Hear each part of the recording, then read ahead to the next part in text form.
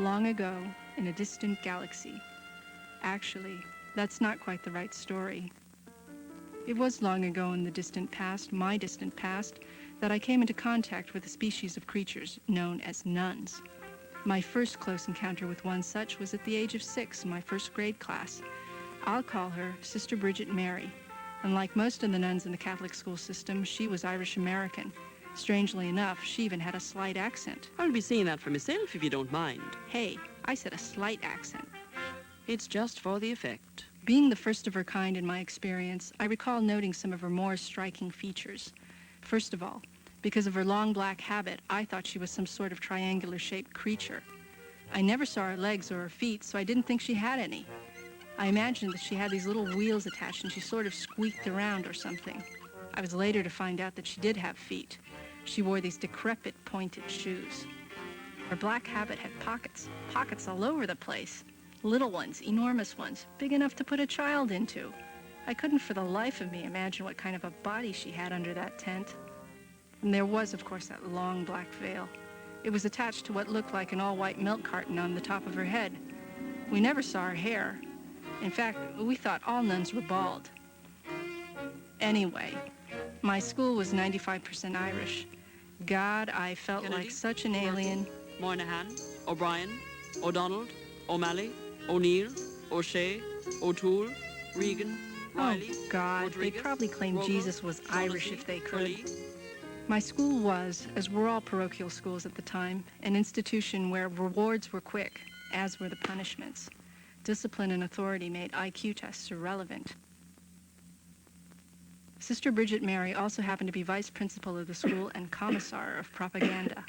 She used to terrorize us with her public address declarations. The schoolyard today is a positive pigsty.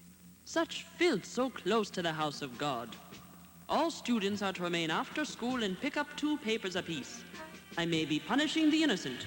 It's the only way to teach the guilty. We sometimes called her Hitler's mother because of her public speaking manner. It would be years before we'd actually know who Hitler was. She did have a great love for children, though. In fact, her favorite charitable activity was raising money for pagan babies. Do you have any idea of what a pagan baby is? Let me explain. All over the world there are children who have been denied the one true faith. They live in poverty, ignorance, and sin.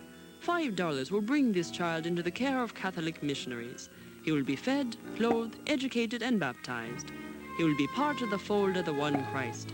Our $5 entitle us to choose the Christian name under which this child will be baptized. Thank you, sister. Not at all.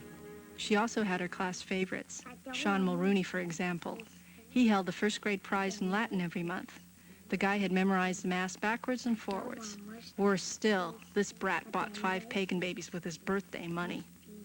I'm sure the 5 pagan babies will be forever grateful to Sean for his Christian generosity. We are proud of you, Sean.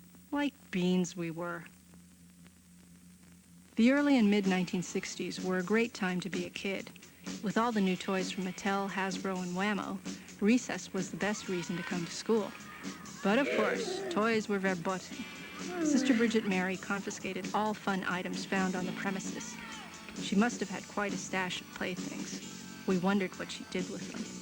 One day, we caught her trying out one piece of the booty, a surfer skateboard. Unfortunately, her attire wasn't quite appropriate to the sport.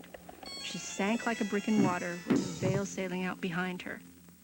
Hey, they do have hair. And legs, too. I'm ashamed to admit that she haunted my dreams, and little things mostly. You are not to do your math homework in ink. But I didn't have a pencil. Only God can do his math in ink because he never makes a mistake. Sometimes she gave me positive nightmares.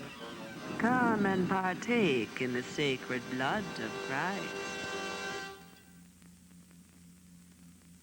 Well, anyhow, I survived. Today I wonder what she actually thought or felt. I wonder if this was really what she'd wanted to be. After all, being a nun, what else could one aspire to be? The Virgin Mary? Or later on there was a singing nun or the flying nun, and then Vatican II shortened their skirts and curtailed their authority.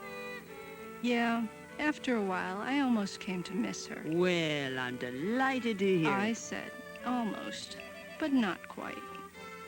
Some things get better as memories.